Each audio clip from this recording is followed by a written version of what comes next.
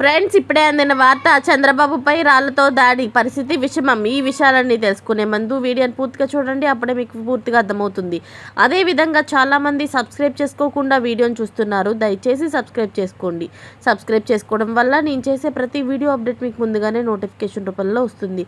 అదేవిధంగా లైక్ చేయడం మర్చిపోతున్నారు. దయచేసి లైక్ చేయండి. లైక్ చేయడం వల్ల ఇటువంటి ఇంపార్టెంట్ ఇన్ఫర్మేషన్ చాలామందికి రీచ్ చేసిన వాళ్ళు అవుతాం. మీకు లేట్ చేయకుండా వీడియోలోకి వెళ్ళిపోతాం.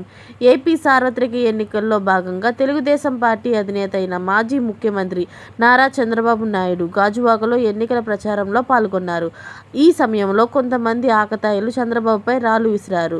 ఈ రాళ్లు సభలో ఎవరికీ తగలలేదు. బాబు ప్రసంగం కొనసాగుతూనే ఉంది.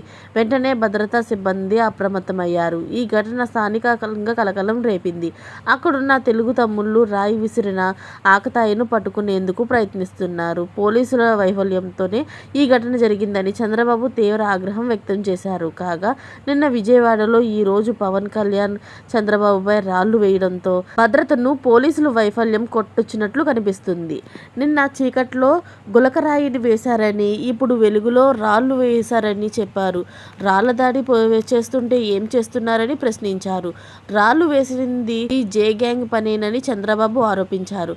ప్రభుత్వం సహకారంతోనే విశాఖ పోర్టులకు డ్రగ్స్ దిగుమతి అయినట్లు మండిపడ్డారు. గంజాయి డ్రగ్స్ అక్రమ రవాణాలో ప్రభుత్వమే దోషి అని చెప్పారు. డ్రగ్స్ నివారించమని అడిగితే టీడీపీ ఆఫీస్పై దాడికి పాల్పడ్డారని అన్నారు. ఇలాంటి లేటెస్ట్ అప్డేట్స్ అన్ని మీరు ముందుగా పొందాలి అనుకుంటే ఛానల్ని సబ్స్క్రైబ్ చేసుకోండి. అలాగే పక్కనే ఉన్న గంట సింబల్ని క్లిక్ చేయడం మర్చిపోకండి. Thanks for watching friends.